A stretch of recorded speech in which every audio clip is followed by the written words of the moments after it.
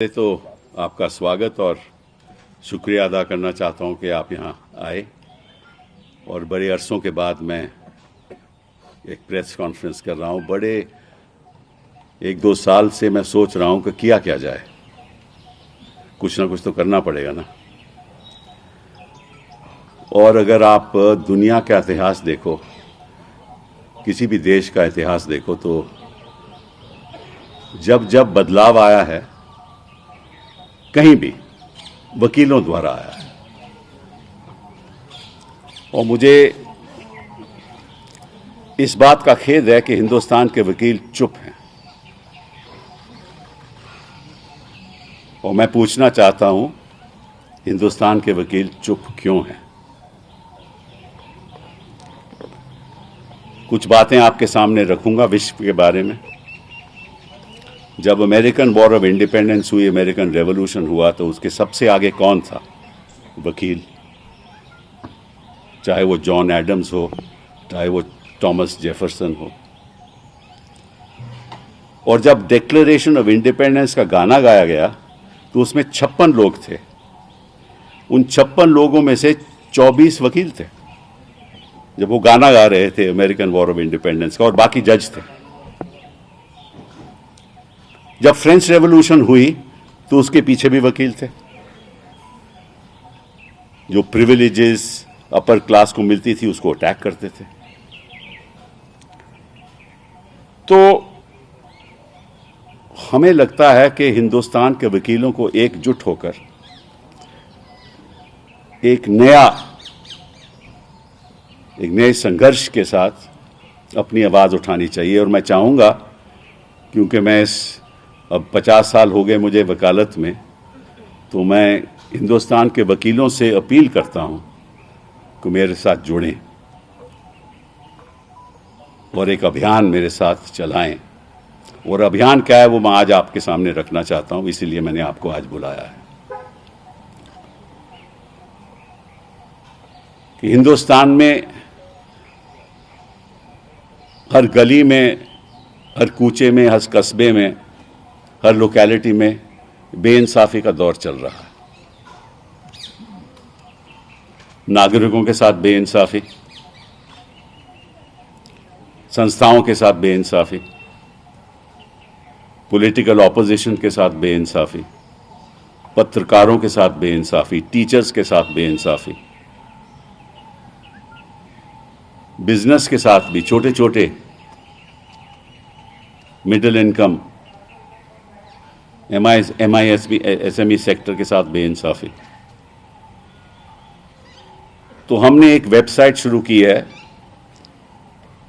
जिसका हेडिंग है इंसाफ के सिपाही। उस वेबसाइट पे कोई भी रजिस्टर कर सकता है अपने आप को। वेबसाइट है insafkesipahi.co.com। अपना टेलीफोन नंबर, अपना पता, एक नेशनल लेवल का एक प्लेटफॉर्म बनेगा। उसमें वकील लोग सबसे आगे होंगे। जहाँ जहाँ भी बेइंसाफ़ी का दौर रहेगा वहाँ नागरिक लोग, आम आदमी, वकील साहब इकट्ठा होकर लड़ाई लड़ेंगे। मैं सोच रहा था कि जो आरएसएस की शाखाएं हैं वो भी हर लोकेलिटी में रहती हैं और अपना आइडियोलॉजी आगे बढ़ाते हैं, और इस आइडियोलॉजी के द्वारा बेइंसाफ़ी भी बहुत होती है। तो उस बेइंसाफ़ी के साथ भी हम लड़ेंगे। और हम चाहते हैं कि हिंदुस्तान की हर गली में, हर कस्बे में, हर कूचे में, हर लोकेलिटी में, हर रीजन में इंसाफ के सिपाही खड़े रहें।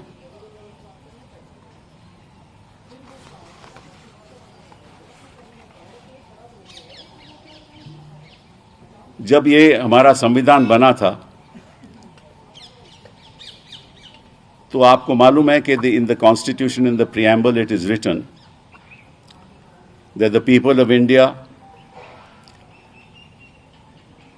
have solemnly affirmed to constitute India into a sovereign, socialist, secular, democratic Republic. अब सॉवरेनिटी तो हम हिंदुस्तान के साथ हैं, हमेशा रहेंगे। सोशलिस्ट, मुझे नहीं लगता कि उस रास्ते पे हम जा रहे हैं।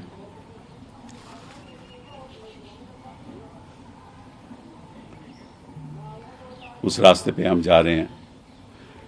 डेमोक्रेसी आपको मालूम है कि कितनी रह गई है इस देश में, और रिपब्लिक के ऊपर भी सवाल उठने लगे हैं। और आपको, you also should know that the constitution of India also said another thing, that we will secure for the people of India and all its citizens justice, social, economic and political। मतलब कि इंसाफ, न्याय, सामाजिक न्याय, आर्थिक न्याय, राजनीतिक न्याय, ये हमारी कॉन्स्टिट्यूशन कहती है। और ये शासन का कर्तव्य है कि ऐसा न्याय होना चाहिए, आर्थिक, सामाजिक और राजनीतिक। सामाजिक अन्याय हो रहा है, आर्थिक स्थिति हिंदुस्तान के गरीब आदमी की आप सोच भी नहीं सकते क्या है। 80 करोड़ लोग इस देश में ऐसे हैं जो 5,000 रुपया से कम कमाते हैं हर माह। 5,000 रुपया से कम, 80 करोड़ लोग। अगर आप यूनाइटेड स्टेट्स ऑफ अमेरिका और यूरोप का पॉपुलेशन इकट्ठा कर लीजिए, वो भी 80 करोड़ नहीं है। और एक फैमिली की, जी एवरेज फैमिली की जो इनकम है, वर्किंग फैमिली की इनकम है, वो 53,000 है सालाना। मतलब कि 5,000 रुपए से भी कम हर महीना। तो ये सामाजिक न्याय है, ये आर्थिक न्याय है। और राजनीतिक न्याय तो आप देख ही रहे हो। मतलब कि आज कल जो 10th शेड्यूल है, it has become a defectors paradise. 2014 के बाद आपको मालूम है कि जब चुनाव होता है तो जो सरकार बनती है वो इलेक्टेड गवर्नमेंट के साथ बनती है। इन्होंने 8 सरकारें गिरा दी, 8 सरकारें। मतलब कि एक चुनी हुई सरकार को इन्होंने गिरा दिया, चाहे वो मेघालय हो, मणिपुर हो, मध्य प्रदेश हो, कर्नाटका हो, गोवा हो, महाराष्ट्र हो। मतलब कि विश्व में आप बताइए कौन सा ऐसा डेमोक्रेटिक देश है जहां कानून का उल्लंघन करके, लोगों को खरीद के, लोगों को मोह दे के, लोगों को अपनी स्टेट में ले जाके, चाहे वो गुजरात हो, चाहे वो असम हो, चाहे वो कर्नाटका हो। उत्तराखंड की सरकार इन्होंने कैसे गिराई आपको मालूम है, वो भी चुनी हुई सरकार थी। तो किसी संविधान में कहीं भी विश्व में आपने कभी देखा? और कोर्ट चुप है, जनता चुप है, वकील चुप हैं।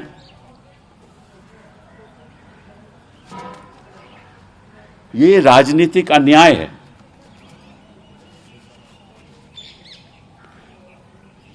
और जहां तक आर्थिक अन्याय की बात है, 100 लोग इस देश में, 100 अमीर लोग इस देश में, मालूम उनके पास कितने एसेट्स हैं?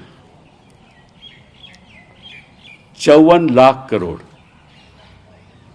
54 लाख करोड़, केवल 100 लोग इस देश में। आप बात करते हो प्रियम्बल की,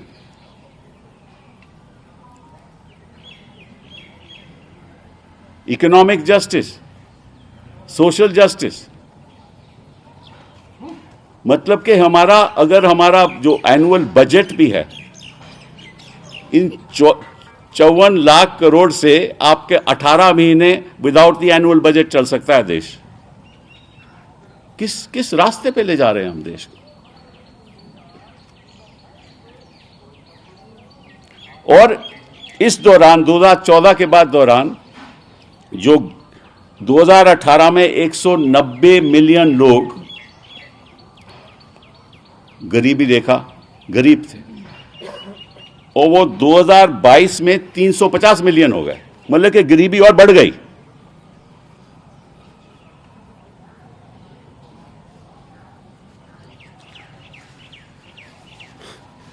और ये हो क्यों रहा है? 10 शेड्यूल के आधार पे आप सरकार गिरा दो। And the governments Valentine is the enforcement directorate. किसी के पीछे भी आप ईडी लगा दो, उसको डराओ, उसको अरेस्ट करो, उसको धमकाओ, उसको बोलो स्टेटमेंट दे।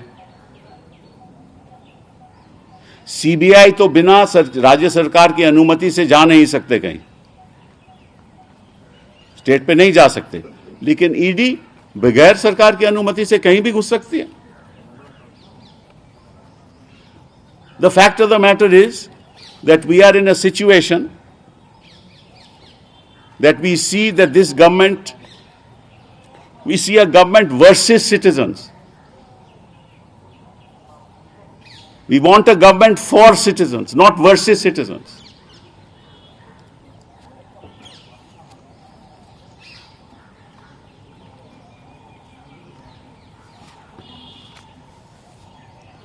मतलब कि आपको एक आंकड़ा देता हूं, आप हैरान रहोगे कि 121 लोगों के खिलाफ ईडी को, इंपॉर्टेंट पॉलिटिशियंस जो हैं हिंदुस्तान में, 121 लोगों के खिलाफ ईडी गई, उसमें से 115 बिलोंग टू द ऑपोजिशन।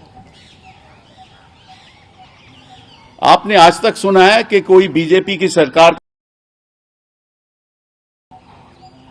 अभी कर्नाटका में 6 करोड़ का मामला हुआ ना, वहां ईडी गई, पहुंची वहां ईडी। अगर किसी कांग्रेस सरकार की वहां होती तो ईडी भी पहुंच जाती, वहां कार्रवाई भी शुरू हो जाती, सीबीआई भी पहुंच जाती, सब लोग पहुंच जाते।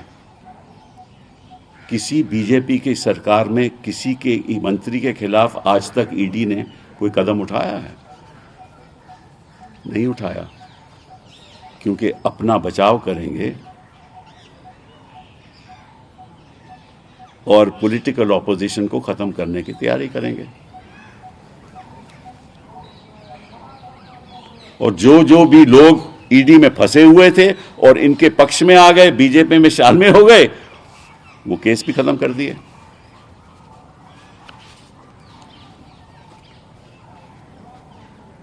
फिर प्रियम्बल कहता है कि we will secure for all our citizens justice, social, economic and political liberty of thought, expression, belief, faith, worship. Liberty of thought तो आप देख ही रहे हो, पत्रकारों को अंदर कर देते हैं जो भी इनके खिलाफ बोले।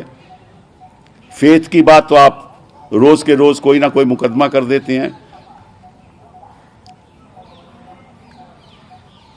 जिस किस्म का हेट स्पीच चालू हो रही है आप जानते हो। Then equality of status of opportunity, मतलब कि जितने क्राइम्स दलितों के खिलाफ बढ़ रहे हैं, जितनी गति से बढ़ रहे हैं, पहले तो कभी इतिहास में हुआ नहीं। And fraternity assuring the dignity of the individual, ये बहुत एक अहम बात मैं आपसे बोलने जा रहा हूं। Assuring the dignity of the individual, मतलब कि एक नागरिक की डिग्निटी को अश्योर करना है, उसके धर्म के आधार पे नहीं, उसके विचारों के आधार पे नहीं। प्रियम्बल ऑफ द कॉन्स्टिट्यूशन कहता है कि सबसे पहले आप हिंदुस्तान के नागरिक हो, उसके बाद आपका धर्म क्या है, आपकी जाति क्या है, आपके विचार क्या हैं, आपकी सोच क्या है। हमारा संविधान कहता है, यहां शुरुआत होती है कि आपका धर्म क्या है, आप किस जाति के हो। ये भूल गए कि वो नागरिक हैं।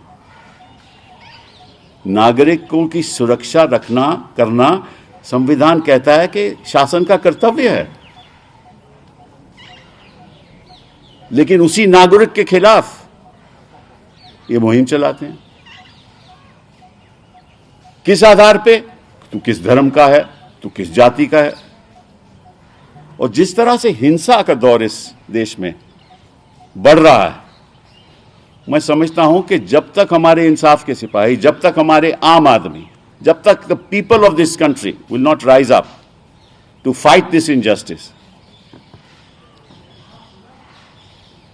I think we are in for very difficult times. It is with great deliberation, बड़ी सोच के साथ मैंने ये फैसला लिया है कि अब वक्त आ गया है कि जनता को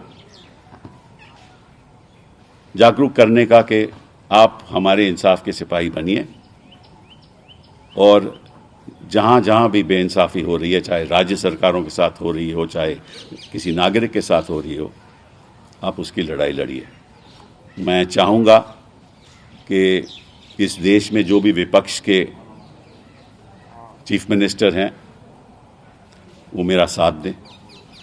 मैं चाहूँगा कि जो भी विपक्ष के जो सरकार में नहीं हैं लेकिन नेता हैं वो मेरा साथ दें, और हम एक नेशनल मूवमेंट की शुरुआत करें जिसके आधार पर ये जो गुलामी हमें दिख रही है उससे मुक्त होना चाहिए। बहुत बहुत धन्यवाद। क्या आप कहना चाह रहे हैं कि एक समय हमारा देश गुलामी जिस तरह से ये वैलेंटाइन का इस्तेमाल कर रहे हैं, जिस तरह से ये सरकारें गिरा रहे हैं, ये नहीं चाहते कि विपक्ष रहे। अंग्रेजों के वक्त क्या होता था कि कोई भी प्रोटेस्ट करता था उसको उसकी आवाज बंद की जाती थी। सिब्बल साहब, ये आपने एक नागरिक आंदोलन की बात की है और सपोर्ट मांग रहे हैं विपक्षी दलों से, और बिना राजनीतिक आंदोलन के कैसे आप भाई, जैसे the moment you talk about fight against injustice, that is political. हर किस्म का इनजस्टिस होता है, हर किस्म का अत्याचार होता है। This is people versus. मैं किसी एक पार्टी के पक्ष की बात नहीं कर रहा। The people of India have to realise कि संविधान में सोच क्या थी, क्या हो क्या रहा है, बनाने वाले के सपने क्या थे और आज हो क्या रहा है। This is a government versus citizens, it is not a government for citizens. We want to change that. Sir, आपको क्या लगता है ये बदलाव कब से आया है कि संविधान की बात नहीं हो रही है? ये अचानक से हुआ है या कि पहले से है? नहीं, देखिए ऐसा है, पहले से होता था थोड़ा बहुत, मैं नहीं मानता। देखो ऐसा है कि मैं आपको एक और बात बताऊं, हर शासन में कोई अच्छाइयां भी होती हैं। मैं कहूं कि मोदी जी सब काम गलत कर रहे हैं, वो भी सही नहीं है। मुझे ये कहना लगेगा कि मैं कोई पॉलिटिकल ये कोई पॉलिटिकल बात नहीं है। डिजिटलाइजेशन सही है, आवास योजना सही है, कई योजनाएं, हम उसके खिलाफ नहीं हैं। लेकिन जहां लोगों की आवाज को बंद किया जा रहा है, जहां बेइंसाफी हो रही है, जिस तरह से बेइंसाफी हो रही है, हम उसके खिलाफ हैं। शासन में सब चीजें बुरी नहीं होती, किसी भी शासन में। तो आपने जो सवाल पूछा, आपने सही पूछा। पहले भी कुछ ना कुछ जरूर होता था, बल्कि उसकी हद हो चुकी है। सर, आपने विपक्षी मुख्यमंत्रियों से, नेताओं से समर्थन मांगा है और एक जन आंदोलन का ऐलान आपने किया है, तो आगे रोड मैप आपका क्या रहेगा? आप कैसे आगे बढ़ने वाले हैं? अभी हम 11 तारीख को जंतर मंतर में एक बड़ा जलसा करेंगे, वहां सभी को बुलाएंगे और कहेंगे कि आप इस मूवमेंट के साथ जुड़िए। और मैं चाहूँगा कि वक्त आने पे राज्य सरकारों के अगर मुझे वो बुलाएंगे तो मैं वहाँ भी जाऊँ। तो एक नेशनल अभियान शुरू होना चाहिए। कौन कौन आएंगे सर 11 तारीख को? कौन किन को आपने न्योता दिया? नहीं, वो न्योता देंगे ना, न्योता देंगे। Sir, there is a lot of disunity in opposition ranks. So you've called the opposition parties to join this people's movement. So how do you plan to go about? But I'll talk to all of them as it is. I have now, through you, I'm requesting all of them to be part of this, and then we'll take this forward. You see, देश का जो युवा है खास तौर पे, वो त्रस्त है, उसको पता ही नहीं। मतलब कि अगर पीएन की जॉब हो तो उसमें पीएचडी के लोग अप्लाई कर रहे हैं, एमबीए के लोग अप्लाई कर रहे हैं, ड्राइवर की जॉब के लिए एमबीए इंजीनियर्स के लोग इंजीनियरिंग डिग्री लेकर वो अप्लाई कर रहे हैं। मतलब इतना तो हमने कभी देखा नहीं। मतलब कि जो युवा है वो चाहता है हमें नौकरी मिले, नौकरी है नहीं, प्राइवेट सेक्टर बढ़ नहीं रहा, सरकार के पास नौकरियां हैं नहीं, और हमारी जो पॉपुलेशन है युवाओं की वो बढ़ती जा रही है। तो सरकार की सोच क्या है? कोई सोच है ही नहीं। सिब्बल जी, हाँ बताइए। ऐसे वक्त हम जब देखते हैं कि लोकसभा चुनाव ज़्यादा दूर नहीं है और बिल्कुल बजा हुआ है, पार्टियां अलग अलग समीकरण बना रही हैं, कभी कभी कवायद चलती है, थर्ड पार्टी की कवायद होती है, अलग अलग मोर्चे की बात आती है, अब आप नागरिक मोर्चे की बात कर रहे हैं, तो इसमें कांग्रेस की भूमिका कहाँ देखते हैं आप? कांग्रेस नहीं, हम कहेंगे कांग्रेस भी हमारे साथ आए, इसमें क्या बात है, उसमें क्या बोल। ये तो एक पीपल्स मूवमेंट है, ये कोई मैं कोई पॉलिटिकल पार्टी थोड़ी ना बनाने जा रहा हूँ। लेकिन विपक्ष बिखरा हुआ है, उसमें आएगा ना भैया, अब लोग भी बिखरे हुए हैं, जनता, अब जर्नलिस्ट भी बिखरे हुए हैं, कोई सरकार का पक्ष तो करता है, कोई नहीं करता। इकट्ठा होना चाहिए ना। सर आपके बच्चे भी हैं, वो भी नागरिक होंगे आगे के दिन। सर, कई ऐसे दल हैं जो कि न्यूट्रल टाइप से दिखते हैं ना, वो कांग्रेस के साथ या भाजपा के, जैसे बीजेडी हो गया, अकाली दल हो गया, इन दलों को लेकर के क्यों नहीं, बिल्कुल बिल्कुल इनसे भी बात करेंगे। देखिए ऐसा न्यूट्रलिटी किस चीज़ पे है कि वो बीजेपी का समर्थन देंगे नहीं देंगे, वो तो पॉलिटिकल मामला है। हम तो पॉलिटिकल बात ही नहीं कर रहे। हम तो कह रहे हैं कि साहब ऐसा है कि इकट्ठे हो ताकि हमारा देश सॉवरेन भी रहे, लिबर्टी भी कायम रहे, सोशल जस्टिस भी हो, राजनीतिक जस्टिस भी हो, आर्थिक जस्टिस भी हो। ये हमारी सोच है ना, इसमें कौन विरोध कर सकता है? मोदी जी भी विरोध नहीं करेंगे। मोदी जी क्यों विरोध करेंगे? वो भी चाहेंगे ना, ये कह दे मोदी जी कि नहीं हम नहीं चाहते, वो भी चाहेंगे और हमसे सलाह लें, हम उनको बताएंगे। इसमें बुरी बात क्या है? जाते होते तो ये कदम उठाते क्या? लड़ाई तो पॉलिटिकल है, जो आपको लग रहा है पॉलिटिकल, लेकिन आपको लगता है कि आप सबको इकट्ठा करने का एक काम कर सकते हैं विपक्षी पार्टियों? नहीं, देखिए ऐसा है कि मुझे लगता है कि जो हमारी जो जर्नलिस्ट कम्युनिटी है वो आवाज़ उठाएगी। हम तो चाहते हैं ना, आप भी चाहते होंगे, ठीक है ना? तो ये तो प्रयास करना पड़ेगा ना। हम पूरा मतलब कि हमने ऐलान कर दिया तो मैं पूरा अपने प्रयास करके इसको आगे बढ़ाऊंगा।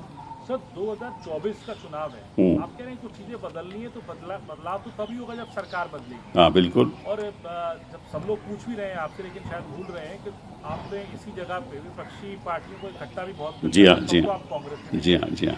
अब आप कैसे उन सबको एक प्लेटफॉर्म पे लाके कोई एजेंडा, ये प्लेटफॉर्म आ गया ना। अभी एक वही आपको कह रहा हूँ, उसको कैसे एजेंडे को आगे बढ़ाएंगे आप, क्योंकि सबका पॉलिटिक्स। मैं आपको उदाहरण देता हूँ कि अभी मैंने ये शुरुआत की 11 तारीख को, सभी कुछ राजनीतिक दल के लोग आए हमारे पास, उस जलसे में शामिल हूँ। मैं चीफ मिनिस्टर से जहाँ हैं जहाँ नहीं हैं विपक्षी दलों से कहूँगा कि चलिए महाराष्ट्र चलें, झारखंड चलें, छत्तीसगढ़ चलें, अखिलेश के पास उत्तर प्रदेश चलें, ठीक है ना? वहाँ हम इंसाफ की बात करें, एक नेशनल मूवमेंट चलाएं।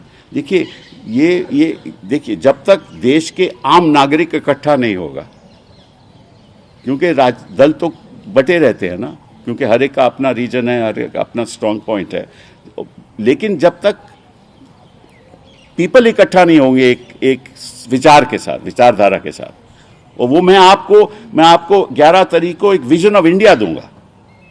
मैं कोई ये तो खैर इंसाफ की सिपाही तो एक वेबसाइट हो गई ना जहाँ जुड़ेंगे लोग। मैं एक नया विजन ऑफ इंडिया दूंगा कि हिंदुस्तान को करना क्या चाहिए, शासन को करना क्या चाहिए, हमारे सामने कठिनाइयाँ क्या हैं, चुनौतियाँ क्या हैं, उससे दूर कैसे करना, पॉजिटिव एजेंडा होगा। मैं कोई मोदी जी को क्रिटिसाइज नहीं करने बैठा, मैं उनको सुधार दूंगा कि आप इस पे अमल रखिए,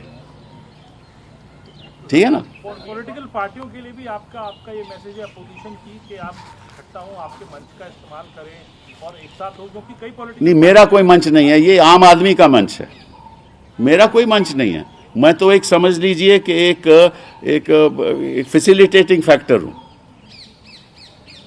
एक साधन बन गया। मंच जनता का होगा। साधन सर आपको लग रहा है, क्योंकि अलग अलग वॉइस है, फिर भाई आरएस अलग बात कह रही है, मुझे ये बताओ कि कौन सा राजनीतिक दल इस देश में कहेगा कि इंसाफ की लड़ाई नहीं लड़नी चाहिए? Kapil, अभी may I ask a question? Sure. Yeah, it's a movement for helping people, making them aware of what's happening, and it will be dominated by lawyers, as I understand. No. I mean, it will have a fair content of lawyers. Yeah, the lawyers will be also at the forefront of the movement because all lawyers have brought about change. हाँ. See, denial of justice is largely on account of lack of access to judicial remedy. Right. For most of the people. Right. So, are you also thinking in terms of helping those people through legal acumen, those who are really in need of such a help? A. B.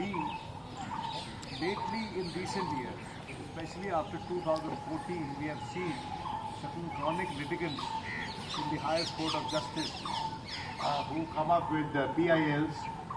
Some of them are good, some of them are quite clearly politically motivated. Now, as something which is more creative, would your group or would this Insaf Ke Sipahi would also be approaching courts in order to take them out of their slumber? As you rightly said, courts are sleeping, and there is a gross violation of Article 10 schedule by way of toppling governments, elected governments. So, I mean, would there be a stream that will be active vis-a-vis seeking judicial remedies, judicial intervention in serious issues? Yeah. See, look, Vinod, I think you are not fully interpreting my intent. Certainly, lawyers will be at the forefront, but the intent is not that. We are at my individual level help people on a daily basis. There are many other lawyers who do that, even in the Mufassil, even in the Tehsil. That will be spread. But I think we need to give a new vision for India, which is not limited to the legal fraternity. What should we do in education? What should you do in health? How do we deal with employment? How do we deal with robotics? I'll give you a new vision of India on the 11th. No, I'm asking because you see the freedom struggle was led from the front by the legal fraternity of the time. Most of our top leaders of the freedom struggle were trained lawyers, That's what I said. Gave them special Yeah, but they were fighting a foreign power, Malad. There's a difference. That fight is different qualitatively. I mean, you had C.R. Das, you had Rajagopalachari, you had that Motilal Nehru, you had Madan Mohan Malviya. They were all great lawyers. Sardar Patel, they were all great lawyers. Now, why are lawyers silent? That is my main concern. And if lawyers come to the forefront, they have a presence in every Mufassil, every Tehsil, in everywhere in the country. If they come together, we have a fight on our hands. Shivam साहब, इस बारे में क्या आपकी किसी बड़े विपक्षी नेताओं से बात हुई है, चर्चा की है आप? मैंने बोला ना, मैंने आप आग्रह किया है ना आपके द्वारा कि राजनीतिक दल इससे जुड़े। और शीतल साहब, हमने देखा है राहुल गांधी कैम्ब्रिज गए थे और कैम्ब्रिज में उन्होंने कई बातें अरे यार, ये तो let's talk about the press conference today. You can ask me any questions, but let's not individualize. मैंने अभी तक किसी individual का नाम नहीं लिया, ना मैं चाहता हूँ. This is not individual centric. We are talking about serious issues that are facing the nation. अभी उन्होंने भारत जोड़ो यात्रा निकाली। अच्छी बात है. मैं already I have already made a public statement on that. कौन नहीं चाहता कि भारत ना जुड़े? चाहते हो ना, आप भी चाहते हो, मैं भी चाहता हूँ.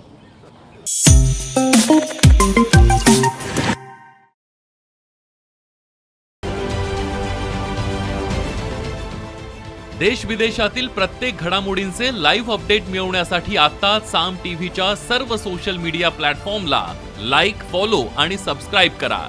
तसंच सर्व नोटिफिकेशनसाठी बेल आयकॉन प्रेस करायला विसरू नका.